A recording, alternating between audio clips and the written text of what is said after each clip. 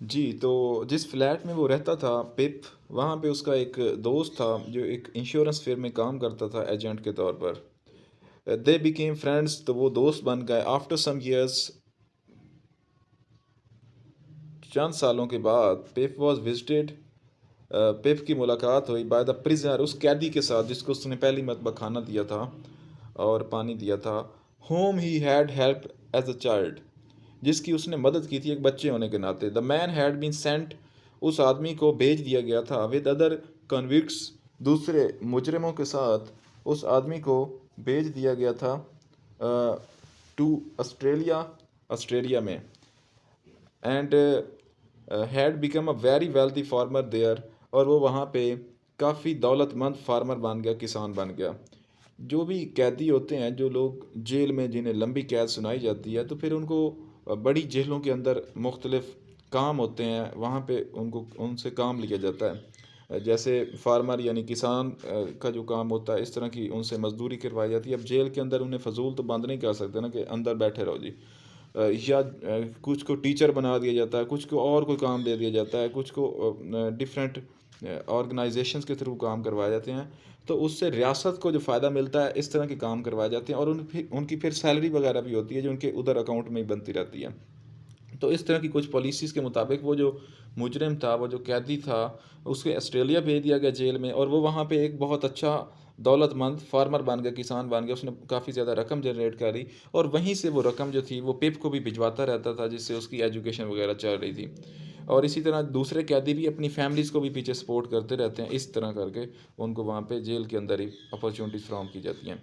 आगे वो क्या कह रहा है, इन फैक्ट हकीकत में he was the one that पिप्स allowance came from, यानी यही वो, दर हकीकत यही वो मुजरिम था जिसकी तरफ से पिप को अलाउंस आ रही थी, उसको एक हैंडसम अमाउंट आ रही थी, एक रकम मिल रही थी। He wanted Pip to have the advantage of education, वो चाहता था, वो मुजरिम चाहता था जिसको उसने पानी दिया था, जिसको उसने खुराक दी थी, वो मुजरिम, वो प्रिजनर चाहता था कि पिप जो है वो एक अच्छी एजुकेशन हासिल करे और मेरी तरह मुजरिम ना बने, बल्कि एक अच्छा एजुकेटेड पर्सन बन जाए। एंड मनी, और उसे यानी एजुकेशन और रकम का फ़ायदा मिले। Although he was not a gentleman himself, बज़ात खुद अगरचे वो जेंटलमैन नहीं था, अच्छा इंसान नहीं था, लेकिन वो ये चाहता था कि पिप को एजुकेशन और रकम का एडवांटेज मिले और एक अच्छा इंसान बन जाए। Actually he was still wanted by the police in the England, असल में वो अभी तक इश्तिहारी था इंग्लैंड पुलिस की तरफ से। इंग्लैंड पुलिस अभी तक उसे इश्तिहारी समझ रही थी, और वो उसके बावजूद यानी ये स्ट्रगल कर रहा था, पिप को अलाउंस भेज रहा था। पैराग्राफ 6 है जी, Pip and his friend decided that London was too dangerous for the wanted man. Pip और उसके दोस्त ने, यानी ये अब उसका ये दूसरा भी उसका दोस्त बन चुका था, ये जो प्रिजनर था, उन्होंने डिसाइड किया कि ये पिप के लिए और उसके दोस्त के लिए लंदन बहुत ख़तरनाक जगह है फॉर द वांटेड मैन, इश्तिहारी लोगों के लिए। They thought that Pip should take him abroad, तो इस तरह उन्होंने सोचा कि पिप उसे बैरून मुल्क ले जाता है, अब्रॉड ले जाता है। As they attempted to board ship, और जैसे ही उन्होंने एक शिप की मदद से बाहर जाने की कोशिश की, अटैम्प्ट की, he was caught by the police, तो उसका जो प्रिजनर दोस्त था वो पुलिस की तरफ से पकड़ा गया। कैच कॉट कॉट, पुलिस ने उसे पकड़ लिया।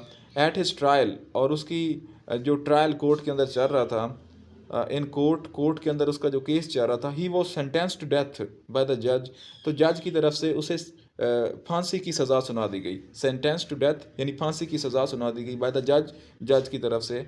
Before he could be hanged, इससे पहले कि उसे फांसी हो जाती, ही डाइड इन प्रिजन, तो कैद के अंदर ही टेंशन की वजह से या कोई बीमारी की वजह से वो मारा गया। ही डाइड इन प्रिजन, तो वो कैद में ही मारा गया।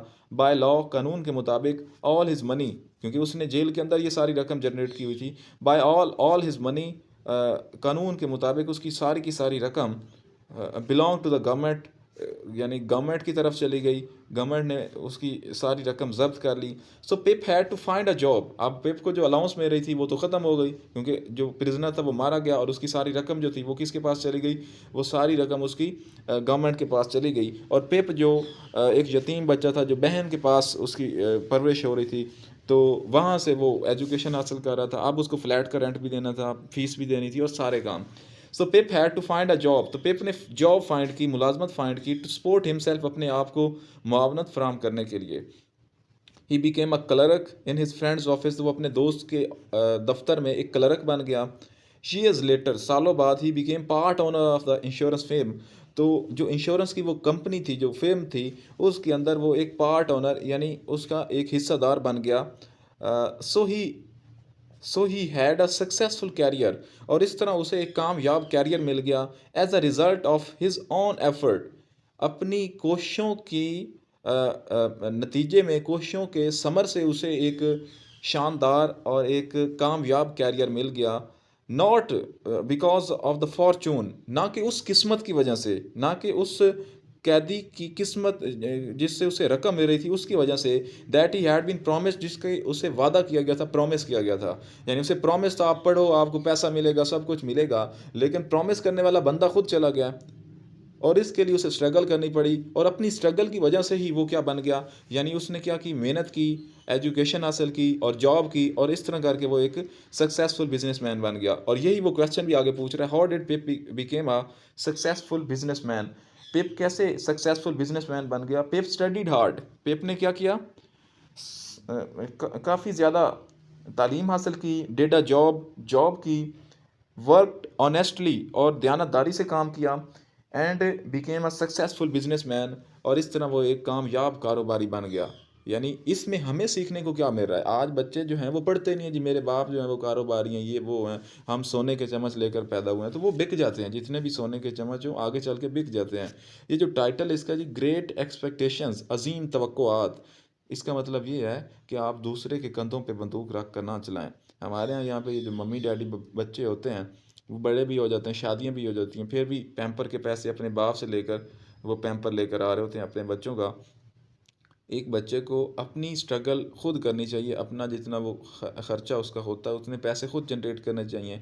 यही ये जो नावल है ये हमें बताता है, ग्रेट एक्सपेक्टेशंस, कि हमें दूसरों के कंधों पर बंदूक रख के नहीं चलानी चाहिए, हमें दूसरों पर डिपेंडेंट नहीं रहना चाहिए, हमें अपनी इंडिपेंडेंट वेल्थ जनरेट करनी चाहिए, अपना सिस्टम खुद रन करना चाहिए, ना कि दूसरों के पैसों को देखना चाहिए। जैसे पाकिस्तान के अंदर ओवरऑल देखा जाता है कि जी यूरोप से एड आएगी, फ़लाँ जगह से एड आएगी, तो उधर से अमेरिका से एड आएगी, जिससे हमारी इकॉनमी सारा सिस्टम चलेगा, हम खुद कुछ नहीं कर रहे। तो चाइना ने जो तरक्की की है उसकी पीछे जो राज है वो यही है कि अपनी मदद आप करो। इसलिए उनकी कोटेशन है कि किसी भी इंसान को मछली ना खिलाओ, बल्कि उनको मछली पकड़ना सिखाओ। जब वो मछली पकड़ना सीखेंगे तो वो खुद भी खाएंगे, फैमिली को भी, और इस तरह उनका रोज़गार चल जाएगा।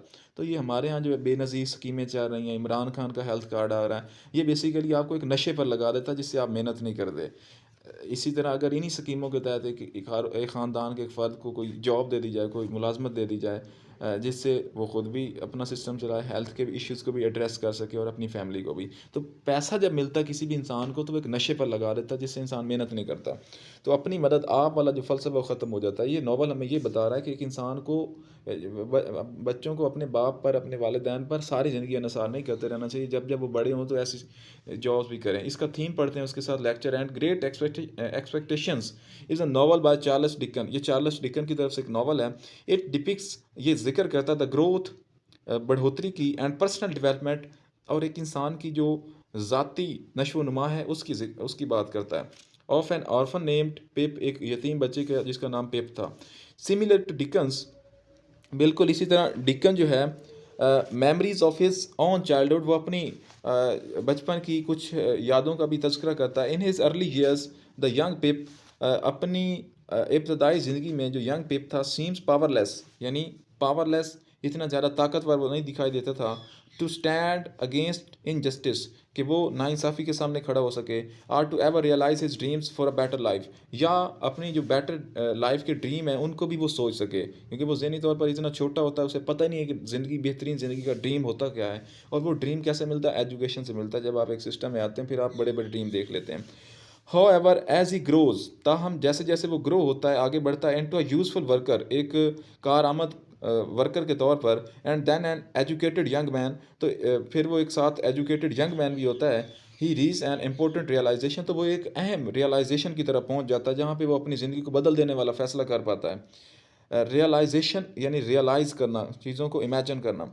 ग्रैंड स्कीम्स, बड़े बड़े ideas and dreams are never what they first seem to be, और ड्रीम उस तरह के नहीं होते हैं जिस तरह वो शुरू में दिखाई देते हैं। ड्रीम्स को फुलफ़िल करने के लिए, यानी आइडियाज़ को रियलिटी में कन्वर्ट करने के लिए बहुत ज़्यादा पापड़ बेलने पड़ते हैं, जो बहुत सारे लोग नहीं बेल पाते और वो नाकाम हो जाते हैं। इसलिए आइडियलिस्टिक फ़िलॉसफी और रियलिस्टिक फ़िलॉसफी के दरमियान बहुत बड़ी जंग चल रही है। आइडियाज़ ही सब कुछ नहीं होते, उनके साथ रियलिटी का होना भी ज़रूरी है। और बाज़ औक़ात रियलिटी सब कुछ नहीं होती, उनके साथ एक फ़िल्म डिटर्मिनेशन और आइडिया का होना ज़रूरी है। एनीहो, दोनों चीज़ें हमने आपके सामने रख दी हैं, और इन दोनों चीज़ों को साथ लेकर चलने वाले जो इंटरेक्शनिस्ट होते हैं वही सक्सेसफुल स्टूडेंट्स बनते हैं। तो इसलिए एक इंसान को सारी ज़िंदगी दूसरों पर इन्हिसार नहीं करना चाहिए, और इज्तिमाई तौर पर कौम की जो साइकोलॉजी है उसको तोड़ा जा सकता है अगर वो अपनी मदद आप के तहत मैदान में आएँ, मेहनत करें, जितना खाते हैं कम अज़ कम उतनी सर्विस दें। घर के अंदर ही उतने काम कर दें जितना आप खाते हैं, घर के अंदर जो छोटे मोटे काम होते हैं वो कर दें, अगर आप बाहर जॉब नहीं कर सकते तो। ठीक है, ओके, थैंक यू।